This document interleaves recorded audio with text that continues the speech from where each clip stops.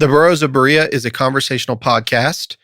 We study the Bible and we talk about it. Not all of us are of the same faith, and one of us doesn't actually have a faith. And that's wonderful. We all love one another, and we're going to continue to talk about these things. The things we believe in and the things we believe about what we read in the Bible. Not all of these are necessarily true. Some of it is opinion and speculation. Thank you for listening and speculating with us. There you go. That was good. Yes. You are listening to the Burrows of Berea. Welcome back. Welcome back. Welcome back. Welcome. Sorry. I'm really good at that. That was a good one. Really good quality. Thank you. Welcome back to the Burrows of Berea. I am Rick Welch, and to my left is Billy I Candy Kimsey. The first candy you'll grab out of the Halloween bowl. I doubt it. All right. Some people like candy corn. There's no accounting for taste. I like the candy pumpkins. Nerds. Yes. I do not. And All right. corns. They taste like eating wax. The Pink Panther. I actually liked that when I was a kid. It's still good now. I love those flute fails. Cherry the Annihilator Lewis. Hello. Three to the Edge. Edgerton. Hello. What was that? Behind the Glass. Rocket Man. I brought Andy my demons Bishop. with me. That was deep, bro. That was deep. Straight out of Compton. Ralph Hicks. Hello, I want to represent. Nice. That was good. And Big Daddy Carter. Oh, yeah. Nice.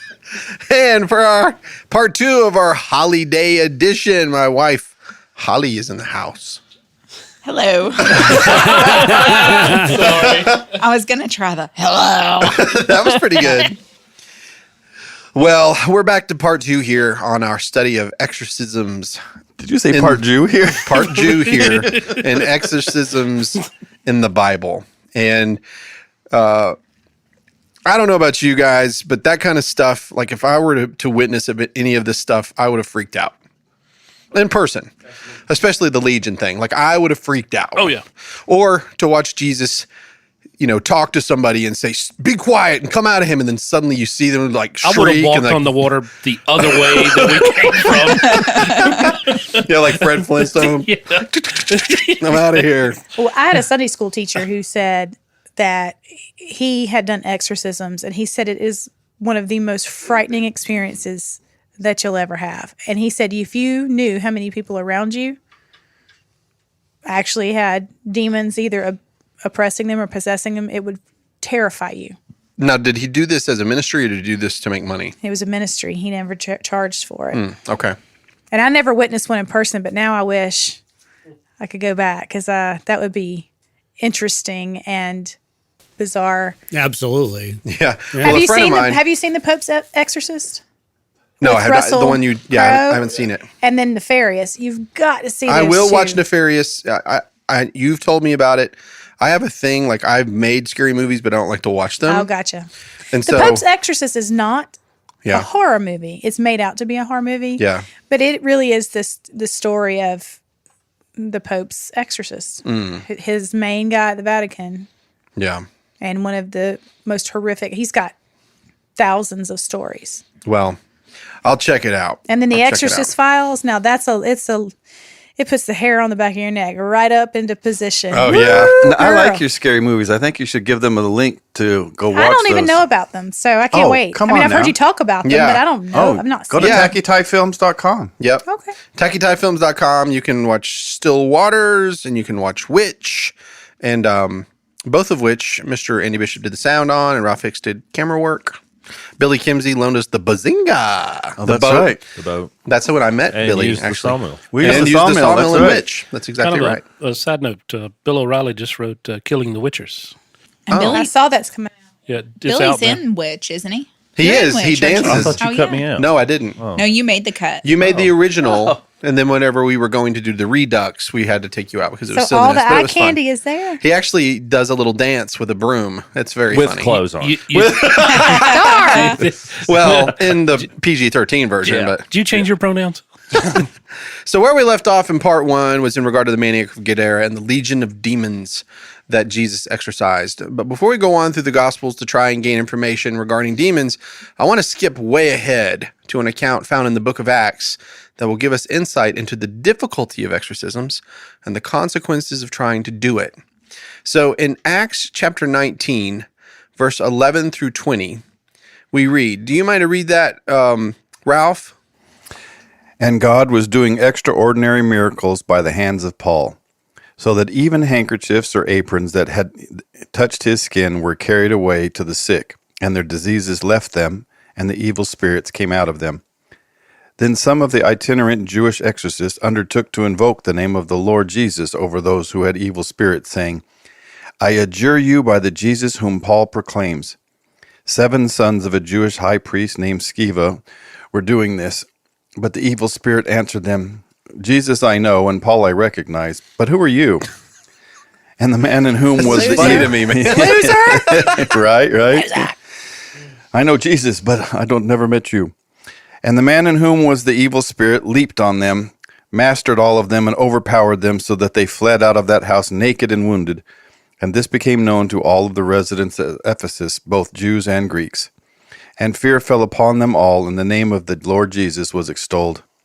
Also many of those who were now believers came confessing and divulging their practices.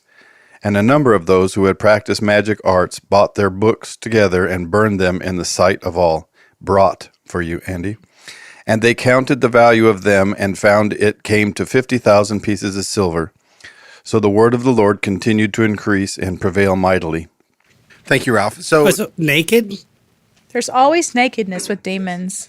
Why did they flee Why naked? is that the only word you've they got heard beat there? down. Because They that's got their the one that clothes makes ripped it off. extra weird. they Why got not? beat. Yeah, they were getting beat to death, and they were trying to tore their get out of the clothes house, off. and it tore their clothes Well, in off. most cases, Whooped him up good. Well, yeah, we got in a fight and my pants fell Listen. off, and so did his, and so did his, and so did his. It was the craziest fight, Excuse me, guys. on Twitter or I X or just had whatever to it's pee. called now. Yeah, we all had to pee. Yeah, but when they crucified you, they crucified you they were doing naked. it for free, man.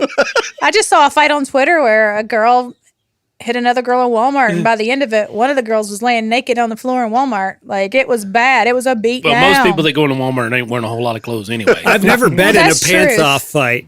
I must. What's that site called? X. Only All one right, X. sorry. So the obvious thing that I want to point out here is that the power given to the disciples and Paul by the Holy Spirit in regard to demonic possession became a tangible thing. And as we just read, God was doing extraordinary miracles at that time through Paul. And the author of Acts, Dr. Luke, tells us that even handkerchiefs or aprons that had touched his skin were carried away to the sick, and their diseases left them, and the evil spirits came out of them.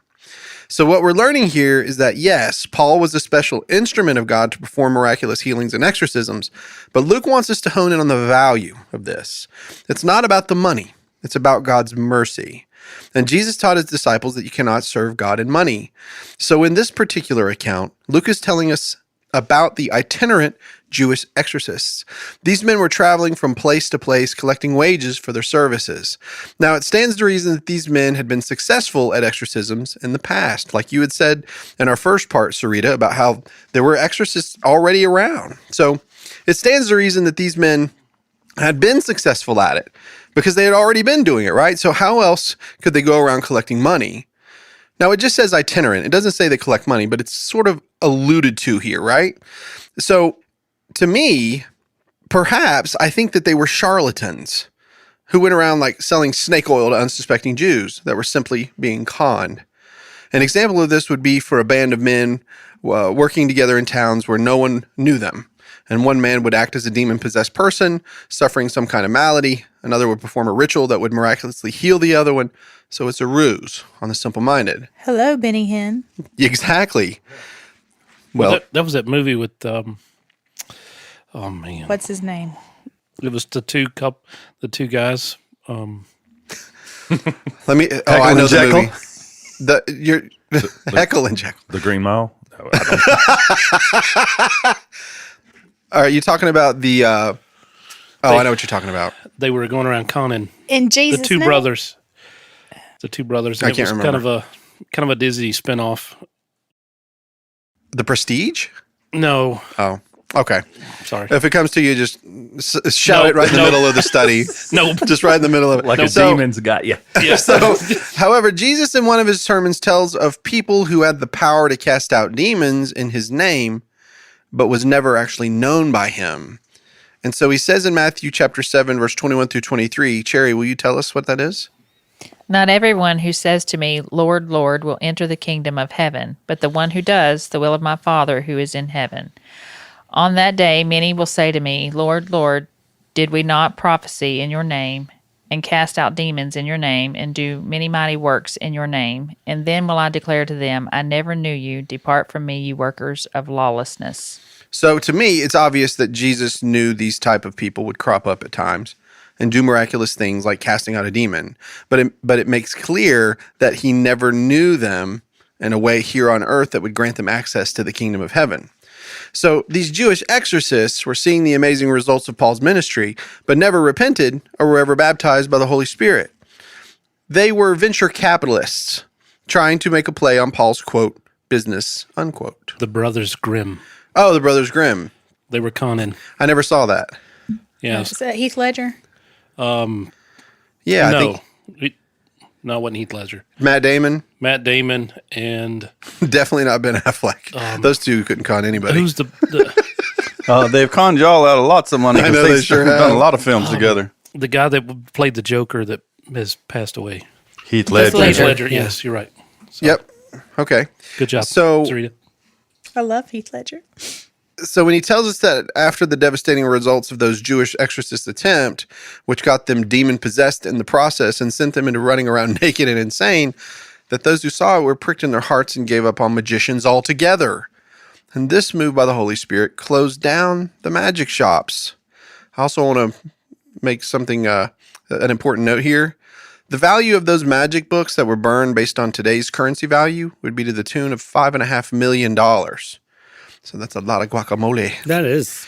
So all those magic books that they burned were 50,000 pieces of silver, and in that time, They're book burners. that's right. Are we assuming a piece is an ounce, or do you know? Well, I went and looked it up about what pieces of silver were valued at in that Okay. area Okay. in the first That century. makes sense. And so that particular coinage of the area, the total value would be about $5.5 million today. It's so much book money. Oh man, I've spent not Joel quite that Osteen much, would but be devastated. yeah. That book you said you have on the deceits and that the cheapest one The that you can deities and find. demons? Yeah, they're $175 to $500. There are no copies available at the moment. Would you like one? If you have one, yes. Okay. Not for you to spend that kind of money For on it. $350? No. No, guys, I got the PDF version. $19.95 down. It's all right here on my $19.99 phone. For 999 Oh, absolutely. years. Yeah, I'll send it to you. So I'll send it to you, and I won't tell anybody. Better watch copyright laws. Exactly. So let's go back to another account, okay, in the Synoptic Gospels regarding an exorcism that Jesus' disciples attempted to perform, but were unsuccessful. And fortunately for them, Jesus arrives right on time. So let's read where Jesus, with Peter, James, and John in tow, come down from the mountain where he had just transfigured in front of them, blowing their minds. And those three men had just witnessed Jesus glow as bright as the sun, and they watched a portal open, or at least that's what I think is happening, and that brought Moses and Elijah to speak to Jesus with them. So as these three disciples are following Jesus down the mountain and just learned that Elijah had come in the form of John the Baptist, they suddenly come upon a crowd of people gathered around the other disciples trying to exorcise a demon out of a young boy or out of a boy and can't get the job done. In fact, there are some scribes there arguing with the disciples about it. And to me, that must have been a crazy scene. So in Mark chapter 9, verse 14 through 29, Sarita, will you read that for us? And when they came to the disciples, they saw a great crowd around them and scribes arguing with them. And immediately all the crowd, when they saw him, were greatly amazed and ran up to him and greeted him. And he asked them, "What are you arguing about with them?" And someone from the crowd answered him, "Teacher, I brought my son to you, for he has a spirit that makes him mute. And whenever it seizes him, it throws him down, and he foams and grinds his teeth and becomes rigid. So I asked your disciples to cast it out, and they were not able. And he answered them, O faithless generation, how long am I to be with you? How long am I to bear with you? Bring him to me. And they brought the boy to him, and when the spirit saw him, immediately it convulsed the boy, and he fell on the ground and rolled about, foaming at the mouth. And Jesus asked his father, How long has this been happening to him? And he said, From childhood, and it has often cast him into fire and into water to destroy him. But if you can do anything, have compassion on us and help us. And Jesus said to him, If you can, all things are possible for one who believes. Immediately the father of the child cried out and said, I believe. Help my unbelief. And when Jesus saw that a crowd came running together, he rebuked the unclean spirit, saying to it, You mute and deaf spirit, I command you, come out of him and never enter him again. And after crying out and convulsing him terribly, it came out, and the boy was like a corpse, so that most of them said, He is dead. But Jesus took him by the hand and lifted him up, and he arose. And when he had entered the house, he asked his disciples. His disciples asked him privately, Why could we not cast it out? And he said to them, This kind of thing cannot be driven out by anything but prayer. So that account is, to me, I love that scene. They're having trouble. They can't get it. And then here comes Jesus. And when he says, Oh, faithless generation, every time Jesus says that, it's always bugged me. Does that bug you? It reminds me of when they got out of the boat and started walking on the water, and then all of a sudden fell back in. It's like, here, you're doing it, and then you lost your faith for a second. Sometimes he's almost like, Oi, like, how much longer am I going to put up with you idiots? That's what it feels like, Yeah, just know that you can do it. He said that after feeding the 5,000. Yeah, he did. And they asked him, Will you show us a sign? Yeah, I know. Hello.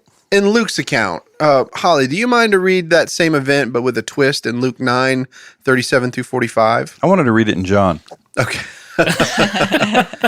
On the next day, when they had come down from the mountain, a great crowd met him. And behold, a man from the crowd cried out, Teacher, I beg you to look at my son, for he is my only child.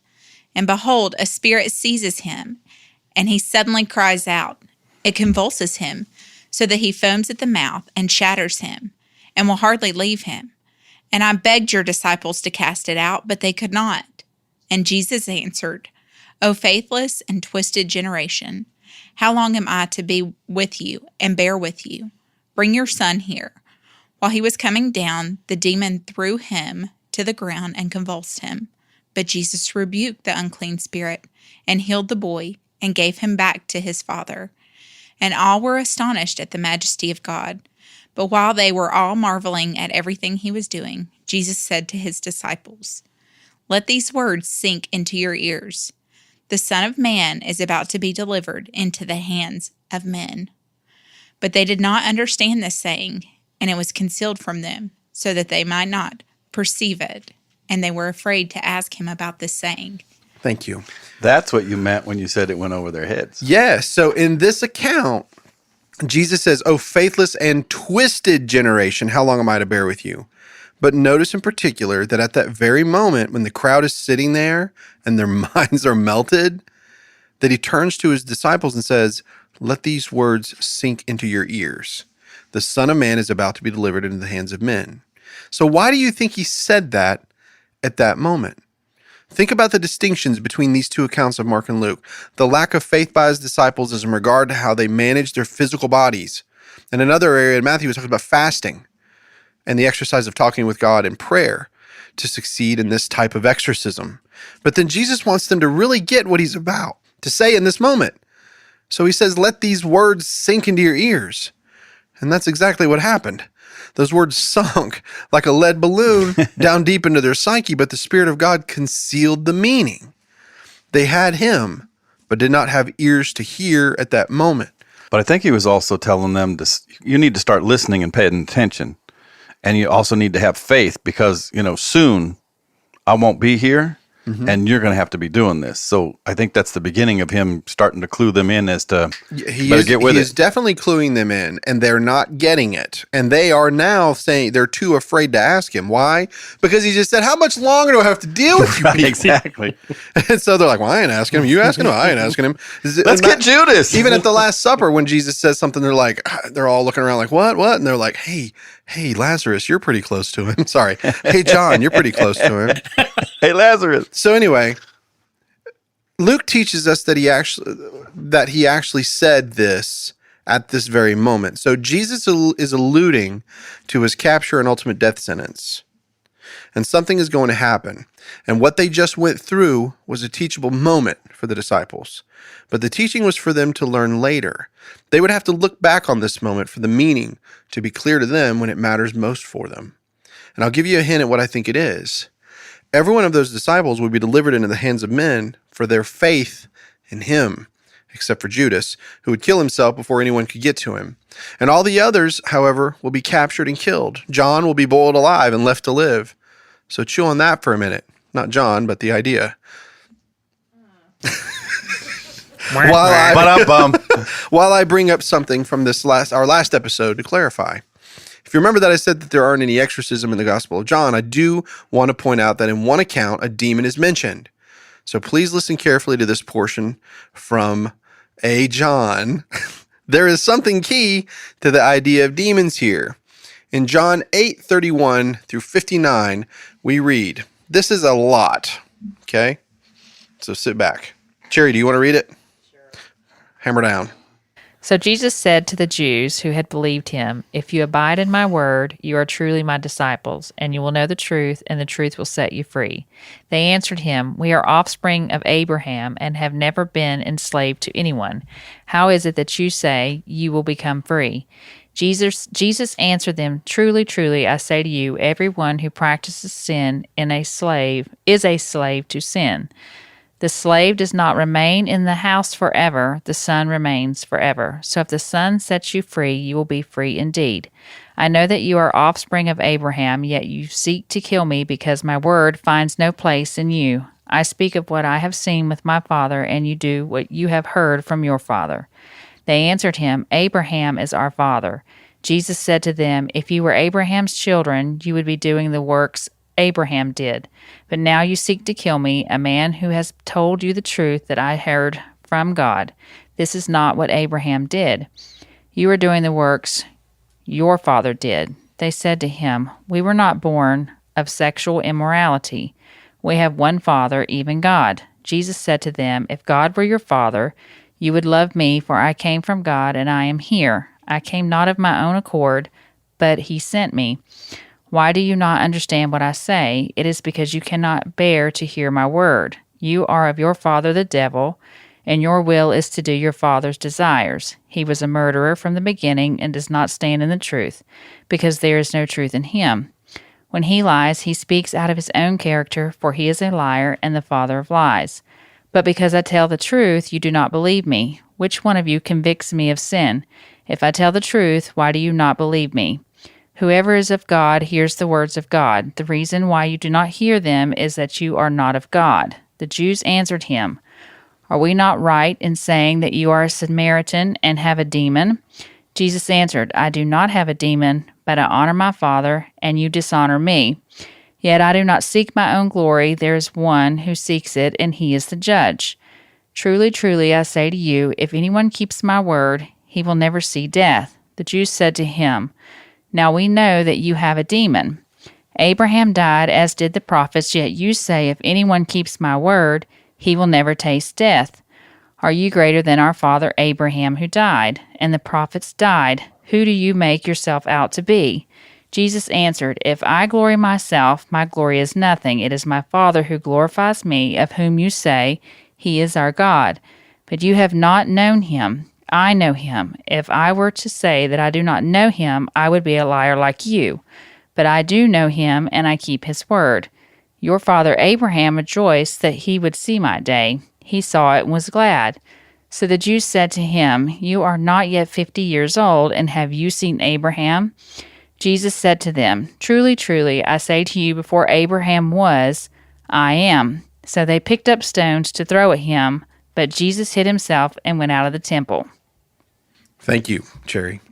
So, something that I didn't put in the notes that I wanted to just bring to your attention. If you guys will look at verse 41, right before it says, "This is not what Abraham did. You are doing the works of that your father did." And they said to him, "We were not born of sexual immorality. We have one Father, even God." Why do you think they said that? I was wondering that myself. Do you know why? Was it because of his birth? Yes. There we go. Because what's going on here is that they're like, he's an illegitimate child. Right. Because he was born of the Holy Spirit. He wasn't of Joseph's bloodline. So they know this. And so that's when they bring up, oh, are we not telling the truth that you're a Samaritan? So a lot of people have said, oh, that Mary got raped by a Roman soldier. You've heard this. That's not what the Jews are thinking. They think that she had an affair with a Samaritan. That's what's happening. You pick up on that? So there's a lot happening here, okay? And Jesus is like, you are of your father. Oh, but we're not guilty of sexual immorality like your mama is. Your mama, right? It's a showdown between these people. And so then they're like, "Wait, are you not a Samaritan and a demon?" Now they're calling the Son of God a demon. All right? They're calling him a demon. Not saying he's using the prince of demons. They're actually saying he is. Or he has one. Not the prince of demons, but he has one. But, all right. So if you consider the Jews' response to Jesus initially about being sons of Abraham, you should pick up on how they see themselves. And this is funny to me. They say, we've never been slaves. Did you notice that? That's a strange thing for them to say, isn't it? The entire book of Exodus is about how they were slaves to Egypt before God rescued them. Their Passover celebrations, all of their feasts, it's because they were brought out when they were slaves. But they said, we've never been slaves. But physically, they weren't. Physically, they were. They weren't. They were. They weren't. They were never Oh, slaves. you mean them people? He's talking about... I understand. You mean those people? The ones that were like that me. I've particular never been a slave. generation? Yeah, but that they was, weren't physically born of Abraham either. Exactly right. But they were his bloodline. So he's talking about, culturally speaking, we've never been slaves. Right. But they're talking in two different ways. Well, they're technically slaves of the Romans. Well, I'm going to get into that. Well, I see where you're going. Well, they're saying, well, we've never been slaves. Yeah, exactly. They were never slaves. We weren't the ones enslaved in right. Egypt. Our ancestors were. That's right. But he also kind of Jews at them in verse 34. Jesus does. Yeah. He said, he who practices sin is a slave to it. Yeah. So he's talking about what they're practicing. Yes. Well, what was he talking about when he said that their father was the devil? Yeah. Because their father is the devil. Their descendants... I mean, we can talk about spiritually speaking, or we can get like Arnold Murray at Shepherd's Chapel and say they're the sons of Cain. Like it gets a lot of people think it's the sons of Cain, like that he was a descendant directly from the devil. Because he was a murderer from the beginning. From the beginning, and Cain was a murderer. Cain was the murderer from the beginning, and so they call him the Kenites, and it's the sons of Cain. I don't know that that's all about I don't think they could be possibly. The only thing that would lead into the family of Cain continuing was through Noah. One of Noah's sons' wives had a descendant of Cain. Descendant of Cain. Right. It had to have been. And Arnold Murray actually tracks that all the way through the genealogies, like of the different. It's pretty wild. Gotcha. I don't necessarily agree with it, but some people think that's what he's saying, is that he's the son of the devil or the sons of Cain, whose father was the murderer from the beginning. It's a possibility. I mean, I don't know the genealogies well enough. To me, I can also look at it. We don't know who was standing there either. They were definitely the sons of the devil who were going to kill the Christ. That's what they were going to do. Right? So I mean, there's all kinds of ways to look at it. But to me, their point isn't about physical slavery. It can be, because the thought to me would be ludicrous, but whatever. What they're saying is that because they are God's chosen people through Abraham, that they were never enslaved. That's what I think they're doing. That's me. And in their mind, they only serve the one true God. And so think about it. They're currently living in an occupied country. The Romans tax them heavily and they can't escape it, but they believe God will ultimately deliver them. So they're not slaves. It's just an unfortunate circumstance they're in, right? So Jesus is pointing out that the only deliverance that will come to them is either through the promised seed of Abraham. What did I say? Only deliverance that will come to them is through the promised seed of Abraham, Jesus, the Christ himself. But they think he's demon-possessed. And Jesus makes it clear that he not only isn't demon-possessed, but that they are actually of their true father, the devil. So what I'm trying to tie together from this account in John to the other synoptic gospels is where Jesus tells his disciples to let the words sink in their ears about after casting out a demon that none of them could, is that his deliverance into the hands of men is the key to ultimately destroying the adversaries of God. He's showing them that his physical body will be destroyed so that they can be free and live. And to me, that's a beautiful piece of information. Wouldn't you agree? In fact, that's what the good news is. It wasn't the cross that got rid of the demons, though.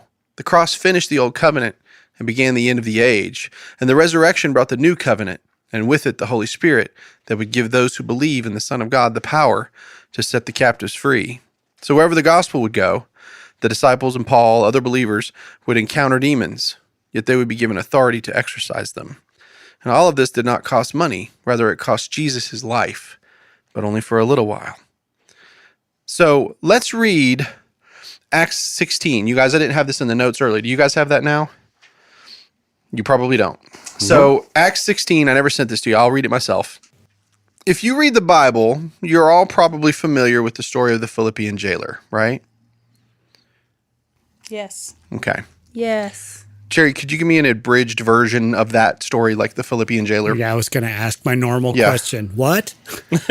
You know the story of the Philippian jailer? The one where Paul and Silas are in Yes. there, and they get released, and he falls down. It's like, don't kill me, and they tell him not to kill. Yeah. Not to run away. And Yeah, then they're buried. the jailer gets saved. Yeah, so they're in the prison at night, and they're singing hymns, and then God sends an earthquake, and the jail breaks open, right? And so all of the prisoners could escape. Well, a Roman soldier who was over the prison, if he lost his prisoners, his sentence would be death. So rather than go and be killed, he was just going to kill himself. But Paul screams and says, "Don't harm yourself. Stay right here. We're here. We're not going anywhere." And then later he explains the gospel to him, and the Philippian jailer gets saved, him and his entire household, and then they get baptized. So that's an amazing story about Paul and Silas going through some serious suffering and then salvation coming out the other end for a Gentile, right? So we know the outcome of the story, but did you know this fact? That if it hadn't been for a demon-possessed woman, that none of that would have happened? Did you know that? Is that the one that was following him? Yeah. Yeah. So in Acts 16, verse 16 through 24, it says, "As we were going to the place of prayer, we were met by a slave girl who had a spirit of divination and brought her owners much gain by fortune-telling. She followed Paul and us, crying out, 'These men are servants of the Most High God, who proclaim to you the way of salvation.'" And that sounds like a missionary, right? "And this she kept doing for many days. And Paul, having become greatly annoyed, turned and said to the spirit, 'I command you in the name of Jesus to come out of her.' And it came out that very hour. But when her owners saw that their hope of gain was gone, they seized Paul and Silas and dragged them into the marketplace before the rulers. And when they had brought them to the magistrates, they said, 'These men are Jews, and they are disturbing our city. They advocate customs that are not lawful for us as Romans to accept or practice.' The crowd joined in attacking them, and the magistrates tore the garments off them and gave orders to beat them with rods. When they had inflicted many blows upon them, they threw them into prison, ordering the jailer to keep them safely. Having received this order, he put them into the inner prison and fastened their feet in the stocks." So the fact is, if that demon hadn't possessed that slave girl, and if that slave girl hadn't have irritated the absolute piss out of Paul wouldn't have turned around and exorcised her, which therefore caused her to stop doing what she was doing, which was earning money for her owners, which pissed the owners off, which then brought them to the magistrates, which pissed them off, and then they ripped their clothes off and beat the hell out of them, and then put them in prison. Again, there's this nakedness thing going on. I ponder Yeah. it. Yeah. But You it's like all- that, Andy? I think it's all about the earning money because that's why the Sadducees and the Pharisees wanted them. Everybody was trying to crucified earn 'cause money, but everything that Jesus brought Jesus was threatened free. all that. I'm impressed it took him days to get really that aggravated. I know. You would have smacked her right in the face. Yes. You'd have been Quick like. They don't call you the annihilator for nothing. Like, Jeez. Get thee behind me. she wasn't saying anything bad. To me, it's the way she's saying it. She must have been mocking them. Oh, these are the guys who are bringing the Most High God. Oh, and the salvation of the Lord. And he's like, for God's sake, woman. Okay, dealing with hecklers all the way back then. The heckler. That's great. I didn't even think of the heckler. Nice. So we have finally solved demonic possession. Thank you. It's over. And we did it before 9 o'clock. This one last thought that I wanted to bring up that I didn't put in the notes for you guys is this. Something that's really been racking my brain lately is from one of the last episodes that we had. I got really angry and I was like, the earth, the biblical cosmology of the Bible is a disc with a dome over it, and that's what the Bible teaches, and go try to show me otherwise. And if you can't, then shut up. And you remember that? How many people came to you about that? It hasn't been released yet. Oh, It's hasn't? coming. It's coming soon. Oh, sorry. Yeah, it's coming out. That It hasn't tidal been wave's released. in your way. Yeah, but you've said that a few times, just not quite as Demonstrative. exactly. Assertive. A douche canoe. Assertive. demonstrative. Well, As we're talking demons. something that's really been kind of clicking with me is the thought that because we believe that God is all powerful and all knowing and omniscient and omnipresent, and that because he has all things, that when he delivers his messages to men, it's almost like he's downloading everything of who he is into these people. I think we look at the Bible like that because Doesn't I don't think that it could be that way. I think that he inspires and he gives these ideas to men, and men pin them down, but they pin them down in the only way that they know how. I think he allows the human element to get into it. Well, and I think too that, like we said earlier, it's going in and just sinking to the bottom. So until they're ready and able to receive it and to hear it the way they're supposed to hear it, it's just. But so if he tells somebody that, a man who looks up and he says, "Look at the stars of the sky," and he looks up and he says, "Oh, that's a big black piece of fabric, and those stars are going to sit up there," and that's how the human thing thinks about it. And there are some things that God says that are just absolutely part of his plan and true about the Son of God or whatever, but other things he doesn't overly define for you. In other words, I don't need Genesis 1 to prove the existence of how the universe was made in the perfect order. A lot of people want to do that. They want to go through all of Genesis. So why do I bring this up? Well, I think it's because those things that like Andy mentioned, like, schizophrenia or mental illness and things like that, I think it's quite possible that a lot of what was going on in the first century, that these people would go to magicians who would offer them medications, and it's called pharmakeia, and that's where we get pharmacy from. And that's what these spiritists were doing. And God wasn't allowing them to use drugs and things like that. Okay. But these other nations they had these like shamans, right? That would create these medications and do these things, The right? woman of issue of blood, it says that she'd went to many doctors. She'd spent all of her money. all of it. Right. And so, and there's other places, where people go and they try to get, help from a soothsayer. Go to the dead and talk and find out.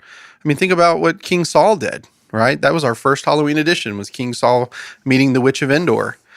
So you're talking about the first century. So you're talking about the first century BC, or are you talking about, the first century where the zero comes when Jesus is born.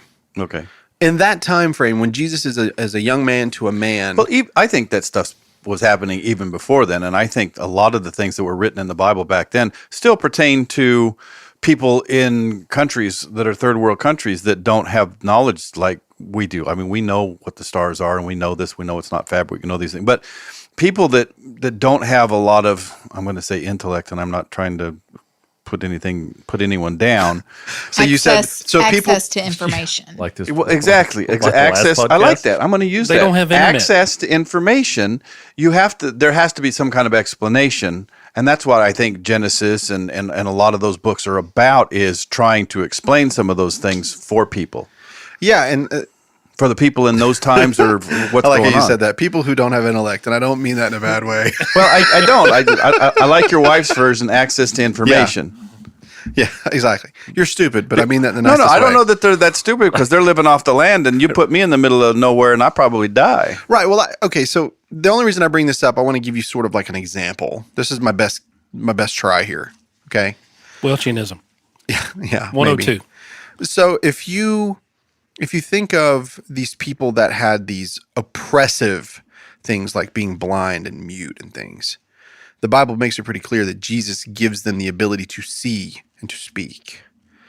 So he solves that. And we know that people can be born blind today, that we can't recover their sight. But there has been some pretty new technology that's been actually doing just that. Okay?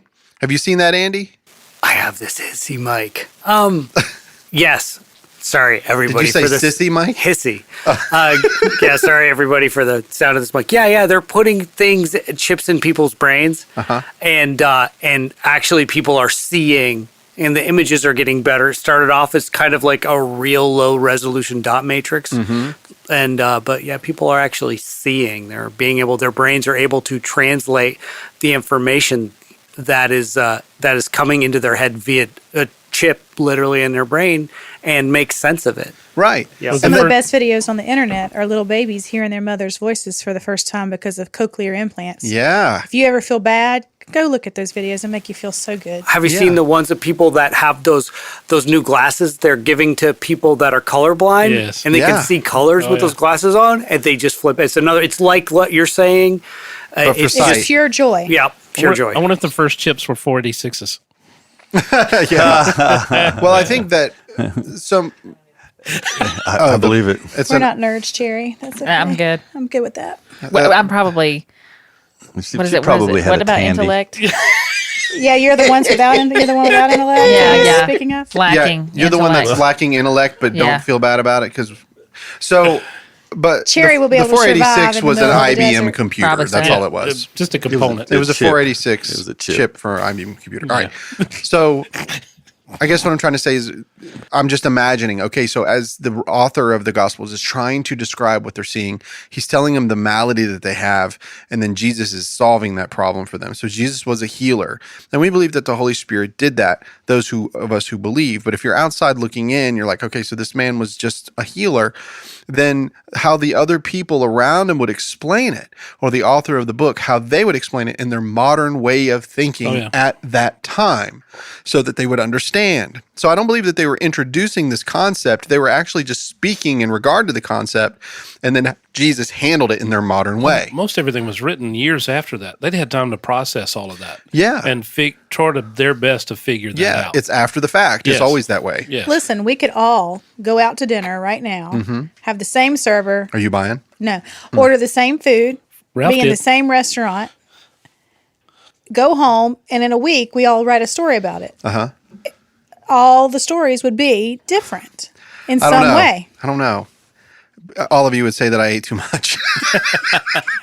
And I Some of would the too. Gospels are the same. No, you're right. And I'm just parts are similar. Those would be the synoptic. That's correct. No, but you're right. You're right. It's different they perceptions. all had for Jesus everybody. on the cross. Yes. They all had Jesus resurrecting. Yep.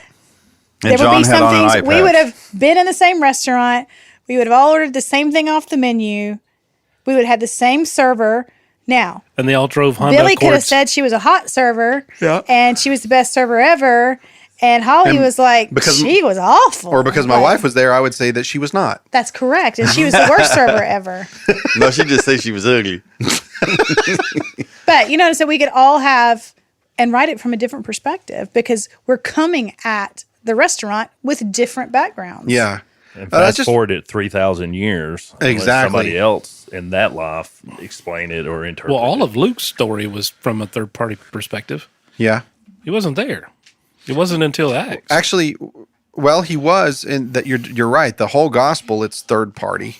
It says he goes and interviews people basically, Yes. and he gets the true total story to deliver to Theophilus. Anyway, I wanted to rethink that for a little while and say, Sorry we chopped up your story, Rick. no, it's okay. It's not chopped up. It's like perhaps the way that they were interpreting life was all that they had. That's all they knew how.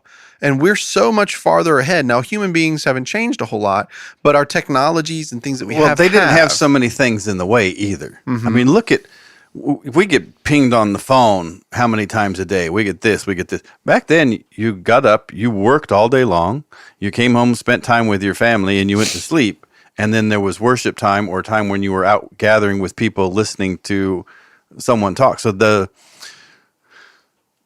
stress is relative in each culture, but they don't have as many things pulling and tugging at them. Right. So And just because we have access to this information does not make us smarter. No. no, I'm not saying it makes us that's smarter. why I said they have skills and they had the skills they needed for the time. And back in that, if I had the skills I have today and you put me back in that time, I'd probably be dead in a week because I don't have those skills that they've had to develop in order to live in that culture and in that way of life. Right. Oh, you can read a letter from a soldier in the Civil War versus a soldier in the Iraqi War, and look how they write. Yeah, we're definitely not smarter. Well, those guys had to live off the land. My dearest Oh, Hannah. that yes. Thouest and Listen, dearest. Captain Andrew Luck on Twitter is one of the best Twitter accounts to ever have followed in the history of Twitter. Oh yeah. He writes to his mother when he was quarterbacking in the NFL as a quarterback, and it was from a Civil War perspective. But he used words like he wrote whoever did the. Elizabethan. It was hysterical. Yeah. And so the well. pains in my loins. Right. It was great, and he had to do it 144 characters at a time. Ah, that's right. That's funny. It's great. You can go back and look at the archives. What's it again? It's Captain Andrew Luck. He was a quarterback. Oh yeah, he was Indianapolis Colts. Yeah. Yeah. And actually, he showed up this past weekend dressed as Captain Andrew Luck on one of those NFL Today shows or something. Oh really? We were all like fangirling a little bit. Yeah. Well, what do you guys think? You good? Awesome. All hearts and minds are It's clear. all, Yeah. all solved. Solved. It's all solved. Yes, we have solved. It's demonic solved in your possession. mind. I thought it was interesting in Mark's account where Jesus says to come out of him and do not enter him Me again. too. Yep. Did you pick up on that Because too? Billy asked if they left, they wouldn't come back. But then he said, "Do not enter him again." I thought the Yeah. same thing. Yeah. How Really? awful would that be? Yeah. To be demon possessed, have them come out of you, and to know what it's like to not be demon possessed, And then happen to be again. possessed again. by It's interesting demons. you say that because when we were going through this, I was thinking the same thing. I was thinking, I've never understood suicide, but if I were demon possessed and couldn't get rid of them, I think I might. That would be something for me to say. If I can't shut off the voices, I think I would understand that form of, hey, I got to end this because however many years of this torture, I can't go on. There was this comedian Brody Stevens. He's kind of a funny guy, kind of a comedian guy. And I was listening to a podcast, and he committed suicide. And one of the people's on that podcast, his response was, how old was he? He said 54. He was like, that's a long time to be exhausted. Yeah, I remember you telling me that. Yeah. And you just like, you could, I'm not exhausted, but you could feel that. You could understand It's palpable when you, that's absolutely. a long time to be exhausted. Listening to Robin Williams, you can see that there's something going on in his mind 24/7, and I could understand how he's he couldn't shut it off. He's just- Absolutely. He's playing. Because he just never, every time I've ever seen him, he just never shuts up. He's always on. Can you imagine always being on? I've done home and you know shows that's a and stuff. compulsion, right? Yeah. With people like that is a compulsion. That is not a thing he's trying to do. That is a thing he probably cannot stop doing when there's people in the room. You can't see a show that he's been on where he just didn't take over like 2 words in. Yeah. Every single time. I've done shows with companies and stuff, and you're on for like 3 days. I come home exhausted. I could not imagine being that way all day, every day. Yeah. So in regard to what you said, Holly, and what Hugh had asked earlier, I actually didn't get into that in the study. So I'll read this and then we'll wrap. This will be the end of it, right? So Jesus in Matthew chapter 12, verse 43, this is red letter here. Jesus speaking, he says, "When the unclean spirit has gone out of a person, it passes through waterless places, seeking rest, but finds none. Then it says, I will return to my house from which I came. And when it comes, it finds the house empty, swept, and put in order. Then it goes and brings with it 7 other spirits more evil than itself, and they enter and dwell there. And the last state of that person is worse than the first. So also will it be with this evil generation." That's wild. So think about what Mary went through Yeah. each time. If it was the same one, Perhaps that's what happened, was that she got it cleaned out and then the 7 came back. Who knows? That's wild, isn't it? And until she filled it with Jesus. That's right. Just like The you house said. was swept, but it was empty. Mm-hmm. And the earth, the universe is not like a void. Yep. It will be filled by something. That's awesome. Well, great job, guys. Thanks so much for listening to all this craziness, And it is scary to me sometimes when I really stop and think about it. So we're not making light of it, people. I think my mic got possessed. It got possessed by the scratchy devil. The scratchy devil. Yeah. Next time it'll bring 7 with it. Billy, thanks for being here, man. What side dish do demons bring to a party? What? Deviled eggs. Sorry, you let And me devil down. ham. Ooh, Well, deviled ham. he fed you that one. That's true. But Deviled crab. So Notice, Andy, when I said that about bringing 7 with him, there's 7 of us in here. devil's food cake. I was thinking Oh, it's devil's true. cake.